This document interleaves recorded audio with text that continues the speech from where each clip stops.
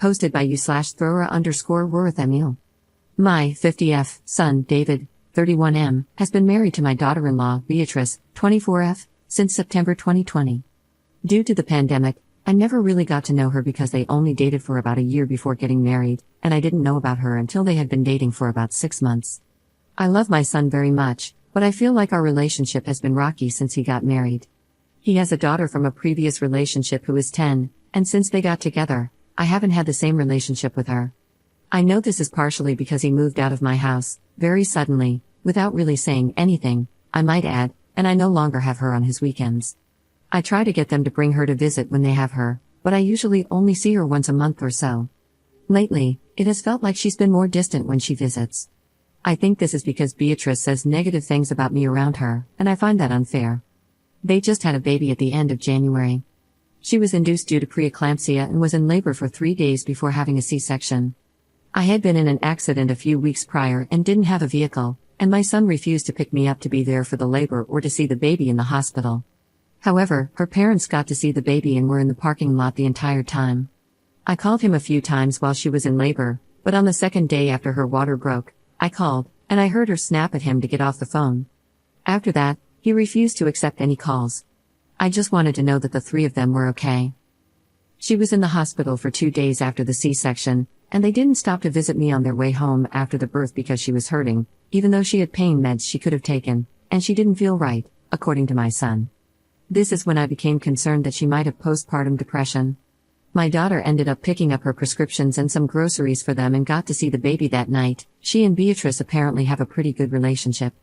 I was supposed to visit a couple of days after they got home, but Beatrice insisted something was wrong and went back to the doctor, who apparently sent her to the hospital. My son told me they diagnosed her with postpartum preeclampsia, but I was pretty sure that condition only occurred during pregnancy and went away after birth, so I thought he was confused. The day after they admitted her again, which was 5 days after the baby was born, everyone had met the baby except me, and it was also my birthday. I called Beatrice around 8 that morning to see what was really going on, but she didn't answer. A while later, my son called to wish me a happy birthday and asked why I had called Beatrice. I admit I snapped at him, saying she should be returning my call because I had called her. I hung up on him, and maybe 5 minutes later, she called me. I told her she should have called me, as I wanted to hear her voice and get the details directly from her, since my son tends to get confused. I then asked her if this was a mental or physical issue. She went silent for a moment before saying it was physical. I asked if she was sure, and she got a bit snippy, saying that they had padding on her bed because she was a seizure risk, and that she couldn't be alone with her newborn, so she was pretty sure. I didn't comment on her tone because I understood she was likely stressed. She was released the next day, and they visited me while I was at my daughter's house watching her 2 kids, so I could finally see the baby. I offered Beatrice some pillows to sit on, as my son had mentioned that she had basically given birth both ways. Even though I knew this wasn't true, I wondered if she had some soreness that made him think that.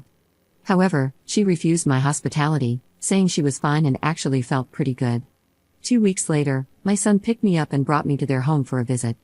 I stayed for a few hours, but Beatrice didn't really make any effort to talk to me. She was quiet and just sat on the couch. When my son took me home, I asked why she had been so unwelcoming, and he said it was because I had been rude while she was in the hospital. He said Beatrice shouldn't have had to call me, and I shouldn't have asked if it was a mental or physical problem since he had already told me it was physical. He also mentioned that I shouldn't have posted anything on Facebook about the baby's birth before Beatrice did, and that I was rude when he called and asked me to take it down. Since she doesn't post on social media very often, I didn't think it would be a big deal. He hasn't picked me up to see the baby because he says he needs to be there to help with the baby, and they won't bring the baby to me because he says the baby isn't allowed in my house. I told my son I'm planning to quit my job to babysit for them, but I haven't even gotten her return to work date, and she hasn't once thanked me for offering to do it. Overall, I feel like she's holding on to some very petty things and is using them to keep me from my son and granddaughters. I want a relationship with her, but I am missing critical bonding time with the baby, and I'm going to struggle to forgive her for that, especially over petty nonsense she won't even bring up to discuss with me. I'm really wanting to send a text and lay all my feelings out to her and just hash it out, but I understand there are probably cultural differences at play in all of this too, so I could use some advice on what to say. Update 3 weeks later. Well, I apologized to my daughter-in-law for all the things my son listed. Since I had received feedback that it was my son's job to handle his family, I told him my apologies to pass along, and then I waited. However, I got no response from Beatrice, no thank you, no attempt to bury the hatchet, nothing. So, last Friday, I made an appointment with an attorney to discuss grandparents' rights and had that appointment on Tuesday. The lawyer told me I had a good chance with my older granddaughter but would likely get nowhere with the baby. I filled out some paperwork to get the process started, but Tuesday night, I started questioning if I was doing the right thing. I called one of my friends to discuss it and was seriously considering not moving forward after talking to her. Then yesterday, I received this message from Beatrice. My name, this is Beatrice. I just wanted to let you know that a friend's name told us you're intending to go for grandparents' rights and also shared everything you've said about me. Let me first say that I have not once kept either of the girls from you, and I certainly haven't kept Son's name from you. He is a grown man, and if he wanted to talk to you, he was free to. You haven't asked to come over and visit since Son's name picked you up. You can't expect us to read your mind or drop everything and come pick you up. We have a new baby, and we have our own lives. I also haven't said a word to you about what happened during delivery/postpartum because I have no energy to argue with you. Son's name said you apologized, and I told him I appreciated it, even though it was not a real apology. You apologized for what you did to hurt my feelings, not that my feelings were hurt. I don't have time for your drama. For the record, what you said was absolutely disgusting. I almost died. It had nothing to do with my mental health. Since you've decided to go for grandparents' rights, we will have no direct contact with you. All contact will need to go through our lawyer. You've been removed from my Facebook. You are not permitted to post any pictures you've been sent of my child on social media, and older granddaughter's mom's name feels the same way regarding older granddaughter's name. We intend to have something written up by our lawyer and sent to you by the end of the week regarding this and ceasing contact with us. I assume we will be served with your visitation paperwork this week as well. You will get no pictures or phone calls going forward. In fact, you will be blocked. I also hope you realize you will absolutely lose this case. Your house is not suitable to live in, and you would have to be able to pass a substance test. When you lose, we will not resume contact with you. You lost your chance at being part of our kids' lives by deciding to go to the most nuclear option instead of just communicating with us. I tried to respond to her and tell her that I didn't want to go through with it anymore and that I had reacted out of anger, but she wouldn't answer my texts or calls, so I assume I really am blocked. I called my son to tell him about the text she sent, and he said he knew about it and that it was a lot nicer than what he wanted to send me. So, that's where I'm at right now. I'm going to show my lawyer the text so it can demonstrate how unwilling she is to forgive and work with me, and hopefully, this will resolve quickly so I can at least get visitation rights with my oldest granddaughter. Edit. I don't appreciate the nasty messages or the barrage of nasty comments I've received. I admit I made a mistake, but now this is my only option. It's clear that most of the responses on Reddit are from young people, not from my generation, as I've gotten different responses in other online support groups from people my age, many of whom are grandparents and from my own culture. Second update 2.5 months later. I really don't think I'm wrong, but I just need reassurance that I'm doing the right thing. I have a son David who is married to Beatrice. They have a daughter who is 4 months old, and my son has a daughter from a previous relationship who is 10. Beatrice and I had a falling out after their baby was born, and my son and granddaughters got caught in the crossfire. The falling out happened in March, and I know I did and said things I'm not proud of, and although she hasn't apologized, I'm sure she feels the same way. It would take too long to go over the entire history, but at the most extreme point, I consulted a lawyer for grandparent rights. During this time, my son had no contact with me, but when I dropped the grandparents' rights case, I asked for things to go back to normal. My son expressed that he wanted things to return to normal, but that a lot of damage had been done, and he wasn't sure if we could truly go back to how things were before. For Mother's Day, my daughter decided to take me out to dinner, and she begged David to come and bring the baby. The oldest was with her mom. David eventually agreed on the condition that it wasn't on Mother's Day. He, the baby, and Beatrice came. Beatrice was quiet for most of the dinner, but she did talk to my daughter a few times. I guess they have a pretty good relationship.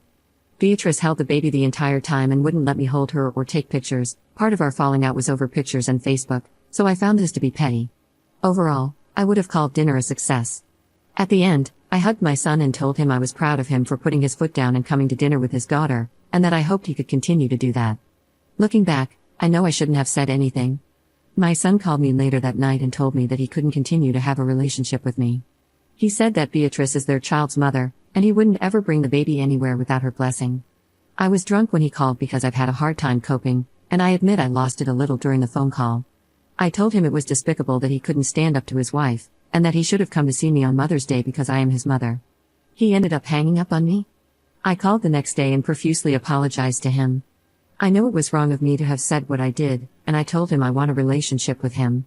He told me he couldn't do this with me anymore, I have been heartbroken ever since, but I understand, I guess. I called him last night and told him that I wouldn't be contacting him or his wife anymore, and that I respected that we wouldn't have a relationship. I also let him know I would be taking him off as my power of attorney and out of my will, so he never had to be bothered with anything from me again. I don't have much anyway. He got mad at me and called me a sorry excuse for a mother, and now my daughter is saying I'm manipulative. I really don't understand how I was wrong in giving him what he wants. Third update 2 days later. After someone posted a link to what I believe are my daughter-in-law's Reddit posts, and I read some of the verbal attacks I received, I did some more reflection. I feel like her perspective of events really helped shift my view. I do want to point out that several people told me I was not wrong and that this younger generation has a poor view of family values. I truly believe I was judged so harshly because there are so few parents and grandparents on Reddit. I went to my son and daughter-in-law's house, but it was mostly empty. I was afraid of this after reading her post and some of the comments. I found the listing, and it's been posted for almost a week and is currently pending, but I can't find where they moved to, and all the photos show the house mostly empty. I suspect they bought a new house under an LLC, so I'm currently trying to figure out how to find out the name of the LLC and then find the house. I talked to one of their neighbors, and they said they moved most of their stuff out around the beginning of May, so my son kept this from me for quite a while, and didn't even bother to mention it at dinner. I had a meeting with my therapist to help me through this, but I'm still a wreck. My son has just disappeared. I know everyone here is looking at my small 3,000 character limited posts and my daughter-in-law's long gripes about me, but my son wouldn't do this on his own. His wife is absolutely manipulative, but it doesn't change the fact that I handled this all wrong and drove him further away. If I had just sought out a relationship with my son and granddaughters without involving Beatrice, I don't think I would be in this situation. I should have just played nice. One commenter put it perfectly when they asked me, "Do you want to be right, or do you want to have a relationship with your son and granddaughter?" And I chose wrong. My therapist told me to give myself some healing time before pursuing anything, but for now, my plan is to save some money and hire a private investigator to find my son. Then I'll work to rebuild our relationship and his trust so we can eventually get him out from under her influence. Again, I recognize I was wrong in some of this. I know I was overly demanding and critical, and I accept that I made mistakes. But I didn't deserve this. People who use kids and grandkids as pawns are evil. Edit. Screw everyone here. I am far from being a devil. I am not evil. The person who is evil is the one who took my family completely away from me. My daughter-in-law has completely manipulated my son. I'll admit I was far from perfect, but I don't deserve what you people are saying about me. I hope one day you feel what it's like to lose your child and grandchild to a manipulative person who just wants to cut their family off. Fourth update 1 year 5 months later. Can I sue to get my son's ashes? My son passed away earlier this year. We had a really rocky relationship over the last year or so, mainly caused by his wife. They separated after he had a work-related accident that caused a traumatic brain injury, which had lasting effects on his personality. She basically decided she couldn't handle it and told him to leave. They were separated when he passed away, but I don't know if divorce had been officially filed. They supposedly had 2 children together, and he has an older daughter from a previous relationship. When I received the news of his death, I was able to see him before he was cremated. I requested some of his ashes from the funeral home, but my wishes were not honored, and I didn't want him cremated either, but that wish wasn't honored either. I've reached out to her about a number of things, including his ashes and some of his belongings, but she is not willing to part with any of it, even though they were separated. She claims the ashes and belongings should go to his supposed children, along with all his life insurance policies and his work settlement. I say supposed children because I have reason to believe her children are not his. Can I sue for his ashes and belongings? Is there a way to have a paternity test done so that his belongings and ashes can go to his sister and me if we are his only living relatives? I don't understand why she would get everything if they were separated and she abandoned him. I feel like his actual living relatives should be entitled to everything. Commenter. If the breakdown was his wife's fault, why didn't he reach out once they were separated? How do you know they were separated, and how long was it? Ops response. He did reach out before they were separated, after his injury. His injury finally gave him the strength to stand up to her. I know they won't replace my son, but I would still like to have some things to remember him by. I won't be able to have a relationship with her or the kids, if they are even his, because she destroyed our relationship after giving birth to her oldest, and did the same to me and the mother of his other daughters. Commenter. The way you talk about your supposed grandchildren really doesn't sit right with me. It makes me think that you were to blame for the falling out, not her. If the supposed children were good enough for your son, that should be enough for you to treat them as such, regardless of how you feel. Also, he left children behind. That money will help them. I want to feel sorry for you because you've lost your son, and I can't even begin to fathom that. But you just give off mean girl energy. Ops response. I can't treat them anyway because their mother won't let me be around them, as even convinced the oldest child's mother as well. She has taken everything, including the last moments with him, and stole a year and a half of his life from me. She abandoned him. Commenter. By supposed kids, you mean your grandchildren? This post screams that you're only concerned about the money. Ops response. I don't just want the money, I just don't think it should go to her. I would like some of his belongings because I want something to remember him by. He built things that I would like to have, and there are items he got from my mother that I would like back. I also have reason to believe the kids aren't his. His wife made us estranged, and I blame her for his death. I don't think it's fair that she gets everything after leaving him because of his disability, including the settlement money from his job once it's finalized. He died alone in a hotel because she wouldn't take care of him and was punishing him for talking to me after his injury made him stand up to her.